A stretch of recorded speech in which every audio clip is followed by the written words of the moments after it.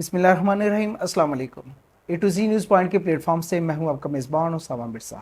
आज हम बात करेंगे मुल्क की सूरत हाल के ऊपर कि चंद दिन पहले 9 मई के जो वाक़या पेश आता है, तब तक पाकिस्तान की एक बहुत फेमस जमात पीटीआई पाकिस्तान तहरीक इंसाफ, जो कि पूरे पाकिस्तान में उसका तोती बोलता था, उसकी फेमस थी, बहुत बड़े तादाद में उसके फ़ैन थे, उसके फ़ैन उसको मोहब्बत करने वाले थे, खान साहब को प्यार करने वाले थे।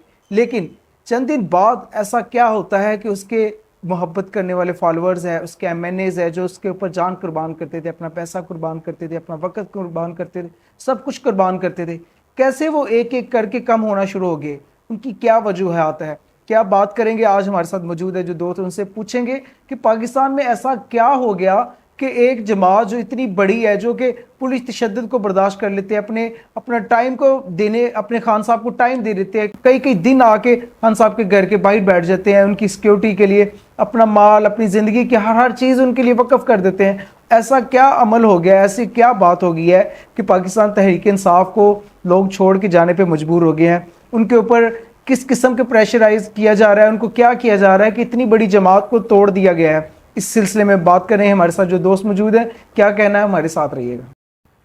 अस्सलाम वालेकुम अबू हुरैरा, बहुत शुक्रिया आपके कीमती टाइम का। अबू हुरैरा, क्या समझते हैं कि पाकिस्तान की फेमस तरीन पार्टी जो पाकिस्तान तहरीक इंसाफ है, वो लोग इतने जोशीले थे कि अपना तन मन धन इमरान खान के लिए कुर्बान करने के लिए तैयार थे? कैसे मुमकिन हो गया कि उसकी सिक्योरिटी पे मामूर कई कई दिनों से अपने घरों को छोड़ के खैरोबाद क्या है कि लाहौर जमान पार्क में मौजूद लोग, कैसे वो एमपी एमएनए जो अपनी अपनी पूरी पूरी ज़िंदगी जो है, अपनी सियासत का आगाज़ उन्होंने इनसे किया, और अब अचानक से उनको छोड़ने पे मजबूर हो रहे हैं? क्या समझते हैं कि ये किस किस्म का प्रेशर है जो उनको उनसे दूर कर रहा है? और अगर तहरीक इंसाफ इतनी ही ख़तरनाक है कि आप समझते हैं कि वो पाकिस्तान के वजूद के लिए ख़तरा है, तो फिर खुल के उनके सबूत जो है, उनके बारे में जो भी राय है, या उनके जो पाकिस्तान दुश्मन मुल्कों के साथ रवाबत है, उनको पब्लिकली सामने नहीं लेके आना चाहिए? क्या कहेंगे इस बारे में आप?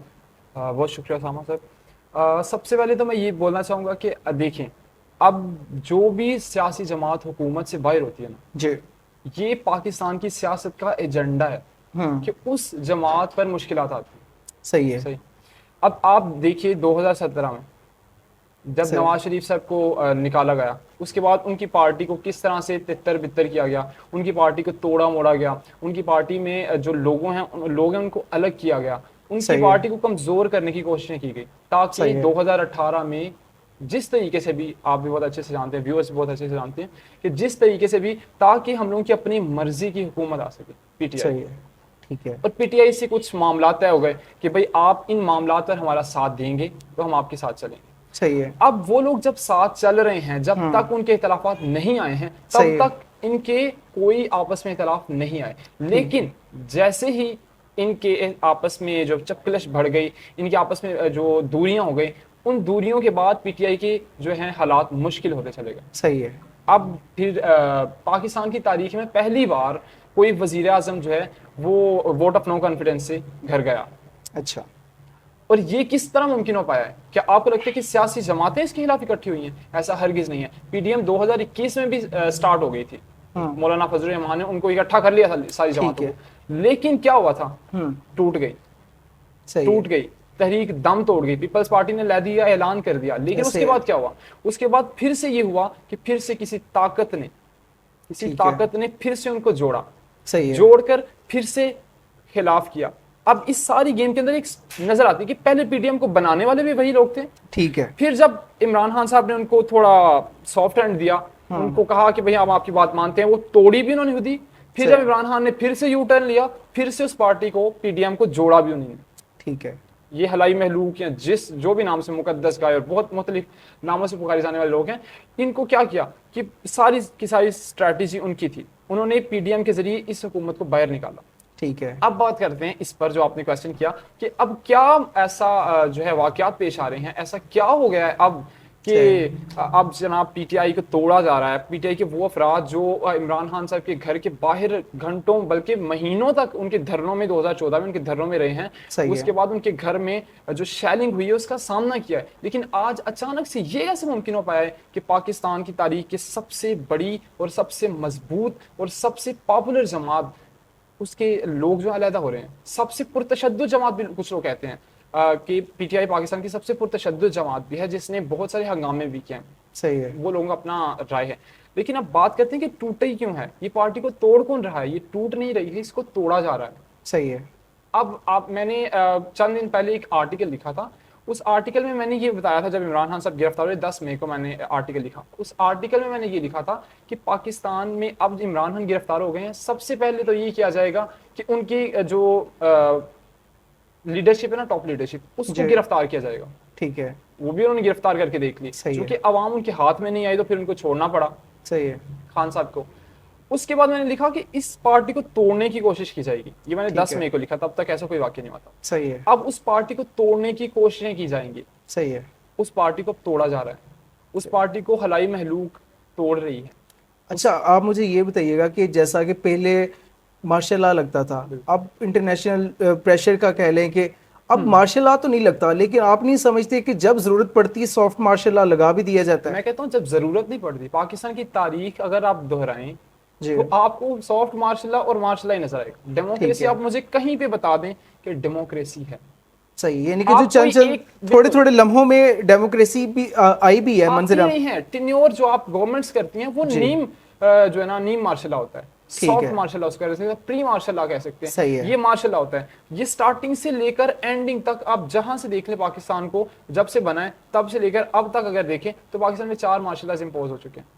उसके बाद जो भी गवर्नमेंट्स आई हैं, पहले भुट्टो साहब की आई थी, उसको बोला जाता है कि आज़ाद गवर्नमेंट थी और आज़ादी वहां पर थी। फिर 77 में उनकी हुकूमत का तख्ता उलट दिया गया और हुकूमत का तख्ता उलटने के बाद फिर एस्टैब्लिशमेंट जो ज़्यादा मजबूत होती गई, ये ताकतें ज़्यादा मजबूत होती गई। अब इन मजबूती किस तरह से आई? इनको पॉलिटिकल पार्टीज ने दी। हम लोगों ने पहले भी डिस्कस किया कि पॉलिटिकल पार्टीज जब तक नहीं चाहेंगी तब तक कोई इनके ऊपर प्रेशर बिल्ड नहीं कर सकता। जब एक पार्टी जो इक़्तिदार में होती है वो चाहती है कि हमारा साथ दें और हम दूसरी पार्टी को जो है वो जेर कर दें।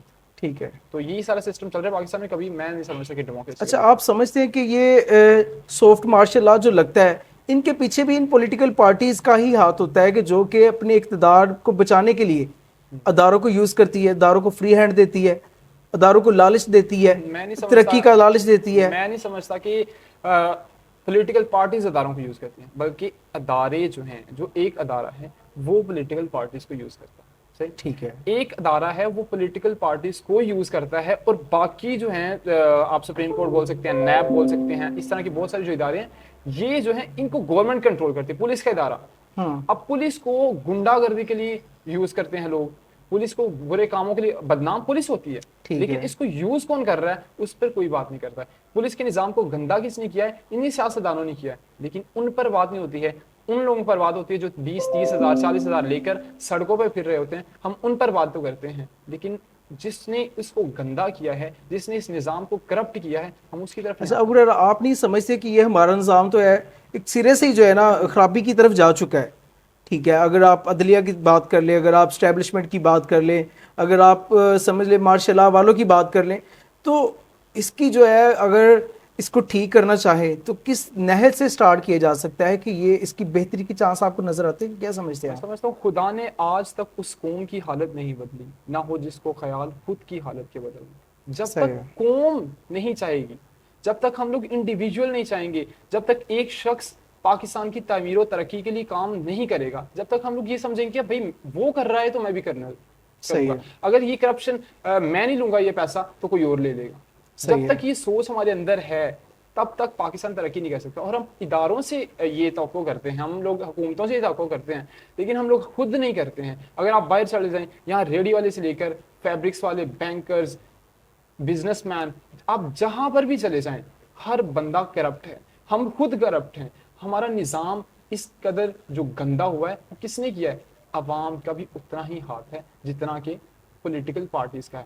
पॉलिटिकल पार्टीज को इस वजह से बोला जाता है कि उनकी करप्शन नजर आ रही होती है। जब दूसरी पार्टीज होती है करप्शन को उनको नंगा करते हैं अदालतों के सामने, मीडिया के सामने, अवाम के सामने, तो होता क्या है कि हम लोग को हमारे उनकी करप्शन नजर आ रही होती है क्योंकि वो बड़े पैमाने पर करप्शन करते हैं। ठीक है। छोटे पैमाने की करप्शन मैं समझता हूँ ज्यादा खतरनाक है। सही है। छोटे पैमाने की करप्शन से कहते हैं ना, छोटी छोटी बुराइयों से इंसान बड़ी बुराइयों की तरफ माइल होता है। बिल्कुल तो सही जब तक हम लोग छोटी छोटी बुराइयां, छोटी करप्शन नहीं छोड़ेंगे, तब तक हम लोग ऊपर ऊपर तो बहुत बड़ा माफिया बैठा हुआ है। और मैंने समझता कि ये माफिया किसी एक पॉलिटिकल पार्टी के कंट्रोल में आएगा। जब तक सारी कुव्वतें मिलकर इन माफियाज के खिलाफ नहीं लड़ेंगी तब तक। अच्छा अबू हुरैरा, आपने देखा होगा कि फैसलाबाद एक शहर, इसके इर्द गिर्द या पूरे पाकिस्तान में कोई कोई ऐसी जगह है जिसपे एक एक बड़ा एक मैनर्स के साथ अपने अदारे को, अपने इलाके को चलाया जाता है। अब फैसलाबाद में एक इलाका है, गांव है, उसमें क्या करते हैं, उसमें एक ऐसा तरीकाकार बनाया गया है कि जिसमें कोई भी खानदान, कोई भी फैमिली है, भूखी नहीं सोती। उनके सब पर्सन्स का कार्ड जो है एक ऐसे बंदे के पास होता है जिसे गांव का सरबराह कहा जाता है। किसी किस्म की बुराई नहीं होती वहां पे। उसमें मंशियात का किसी किस्म का भी, एक सिगरेट पीने वाले को भी जो है ना गांव में नहीं रखा जाता। ठीक है। उसमें शादियों का सिस्टम बड़ा अच्छे तरीके से, उसमें फोतियाँ, उनका सिस्टम बहुत बेहतर तरीके से मैनेज किया जाता है कि उन लोगों को बर्डन फील नहीं होता। ये इस तरह के काम अगर किसी एक गांव में होते हैं, तो क्या अगर यही काम पूरे पाकिस्तान में निचली सतह पे होने शुरू हो जाए, अगर ट्रैफिक के निज़ाम है हम अपनी सतह पे बेहतर करना शुरू कर दें, अगर जो अपने इस्लामिक पॉइंट ऑफ व्यू से देखा जाए कि ज़कात का निज़ाम था, बहुत बेहतरीन निज़ाम था, जिसमें एक हमसाये का हकूक़ का ख्याल रखा जाता था, जिसमें एक दूसरे अपने हमसाये की दुख दर्द का ख्याल रखा जाता था। इन चीज़ों के ऊपर अगर अवाम जो है इसके ऊपर अपने इश्यूज़ को सोल्व करना शुरू कर दें मेरे ख्याल के मुताबिक, तो उनको अपनी हुकूमतों के चुनाव में भी बड़ी आसानी होगी। फिर उनको अपने लड़ाई झगड़ों के फैसले के लिए कोई अपना 2 नंबर किस्म का बंदा या मंशियात फरोश या कोई बदमाश किस्म का MPMNA नहीं मुंतखब करना पड़ेगा।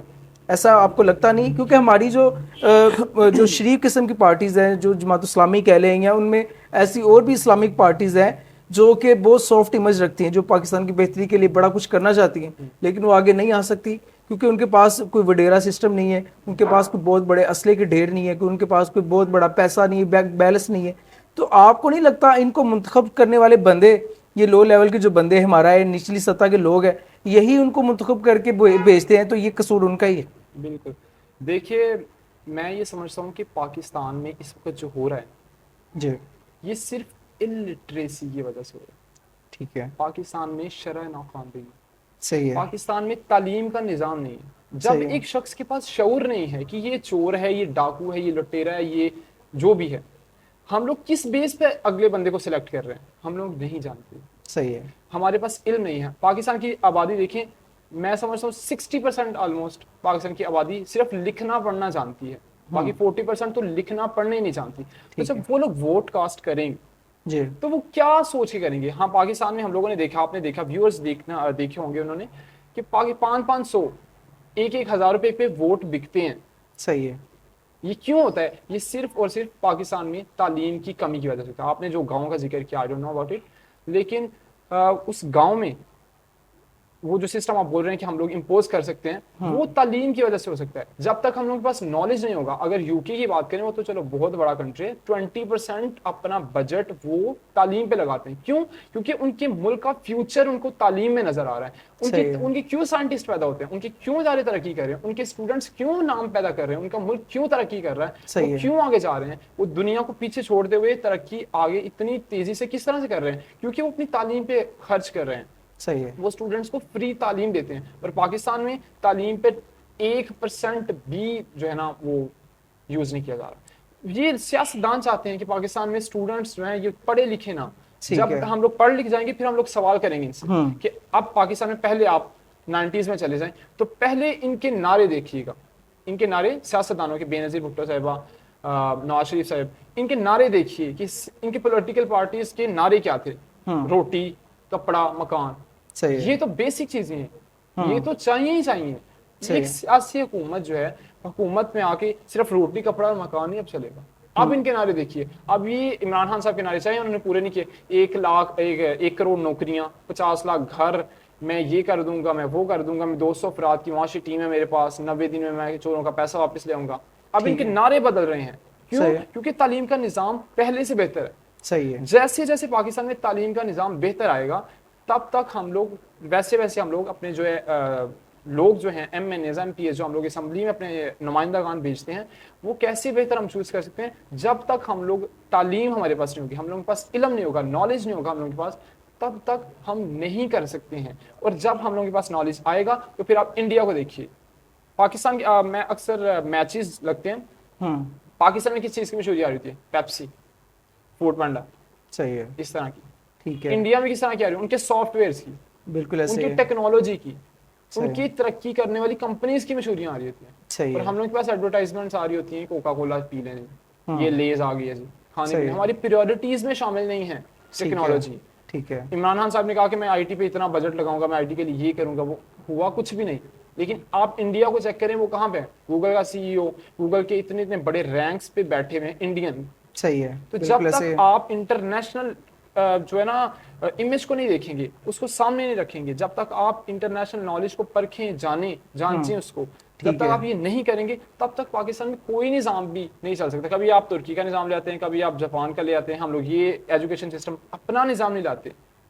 सही है। पाकिस्तान में इस्लामी कवानीन होने चाहिए, सही इस्लाम है। में किस तरह तालीम दी जाती थी वो होना चाहिए, लेकिन ठीक यहाँ है। पर नहीं है। पाकिस्तान अगर आप दुनिया में देखें तो हज़रत उमर के लॉज, फौज, पुलिस हज़रत उमर ने कायम की, डाकखाना का निज़ाम हज़रत उमर ने कायम किया, वजीफे हज़रत उमर ने बनाए, बैतुल माल हज़रत उमर ने बनाया। तो ये सारे मुस्लिम्स ने इतना कुछ बना के दिया। और आप बाहर के कंट्रीज को देखिए, वहां पे सब कुछ इम्पोज है, सब ठीक कुछ है। बहुत स्ट्रिक्टली उस पर जो है वो बाउंडेड है पीपल, कि आप लोगों ने ये रूल्स नहीं ब्रेक करने। ठीक लेकिन है। पाकिस्तान में एक इस्लाम के नाम पर बनने वाला मुल्क जो है, आज इस्लाम से कोसों दूर है। बहुत शुक्रिया अबू हुरैरा। आज के इस अहम तरीन मौजू के ऊपर जो बात हो रही थी कि पाकिस्तान में जो सॉफ्ट मार्शल लॉ हर अपनी ज़रूरत के तहत लगा दिया जाता है, ये कब इसका कलाकामा किया जा सकता है, कब इसकी अवेयरनेस जो है आवाम तक लाई जा सकती है, ये तब ही मुमकिन हो सकता है कि जब पाकिस्तान का लिटरेसी रेट हाई किया जाए, जब आम आवाम को, आम लोगों को पता चल जाए कि हमारे वोट बैंक के ऊपर डाका डाला जा रहा है, हमारे वोट बैंक से जो मुंतखब शुदा बंदा है वो हमारे लिए क्या किरदार अदा करेगा। इन तमाम बातों का हल इसी चीज़ में है कि आम आवाम, आम पब्लिक जो है उनका लिटरेसी रेट हाई किया जाए और वो अपनी अवेयरनेस को बढ़ाए, तभी जाके पाकिस्तान को बेहतरी की तरफ लाया जा सकता है। इन्हीं लफ्ज़ों के साथ अपने मेज़बान उसामा मिर्ज़ा को इजाज़त दीजिएगा। अल्लाह हाफिज़।